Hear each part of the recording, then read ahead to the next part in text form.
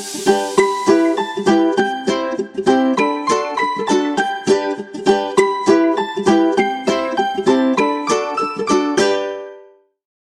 there and welcome to the PHOTOPLAY's YouTube channel. My name is Terry and today I am sharing a fun card that I created using some new products from the latest release. So let's get started. Okay, so here's a close-up look at the stamp set that I will be using. This one is called Hocus Pocus and is super adorable. I love the witch hats and it also comes with the coordinating dies.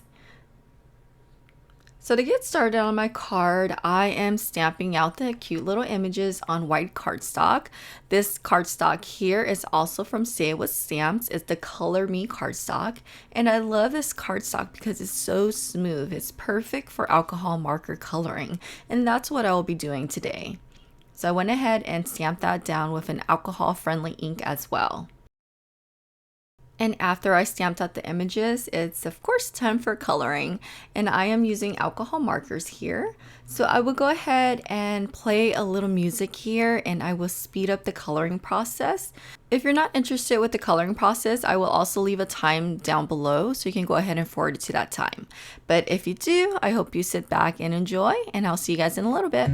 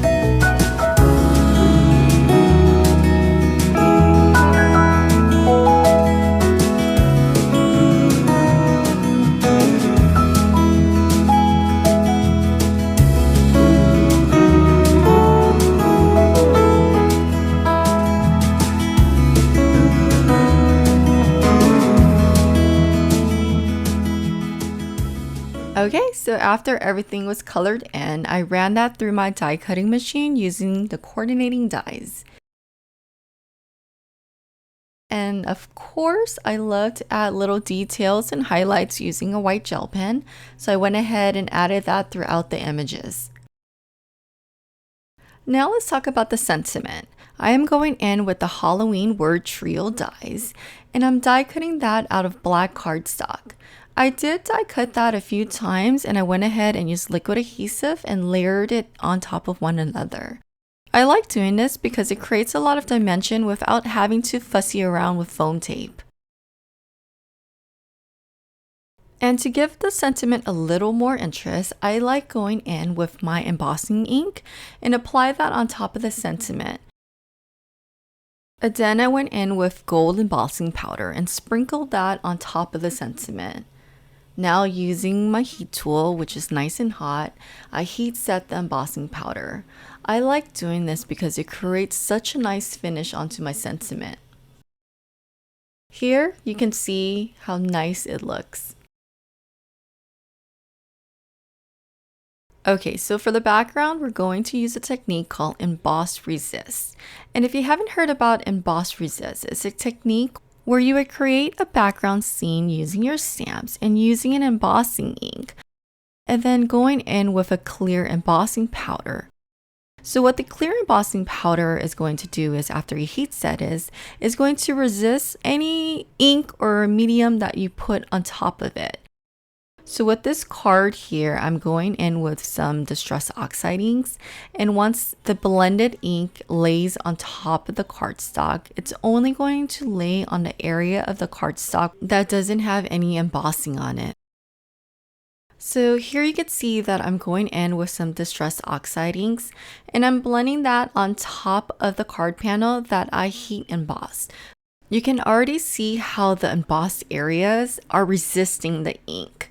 And this technique is really cool because after you're done blending, you just take a little cloth and just rub it against the embossed areas.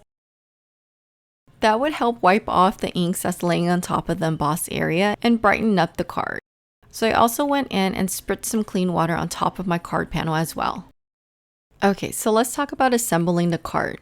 Before I did that, I went ahead and trimmed down my card panel. I trimmed it to 4 inches by 5 inches. And I also trimmed a matted rectangle piece in black cardstock, just a little bit larger than my card panel. I adhered the two together with liquid adhesive.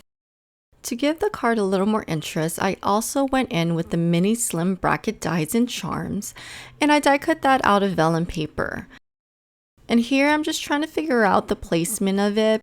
I decided to put it in the center of the card panel and fold the top over. I am using my bone folder just to enforce the edges. Now going in with some foam tape and liquid adhesive, I went ahead and popped all of the little images onto the card panel. I thought it would be a super cute idea to have her feet sticking out of the cauldron. I also went in with some embellishment and glued it down onto the card panel. And to finish off the card, I adhered it onto a card blank. And I'm using the Say with Stamps card blank because it comes pre-cut, pre-scored. So all that you have to do is enforce the score lines.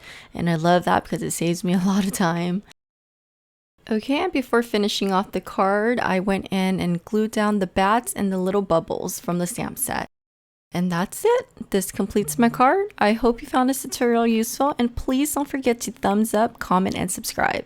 Until next time, I hope you have a wonderful day. Bye-bye.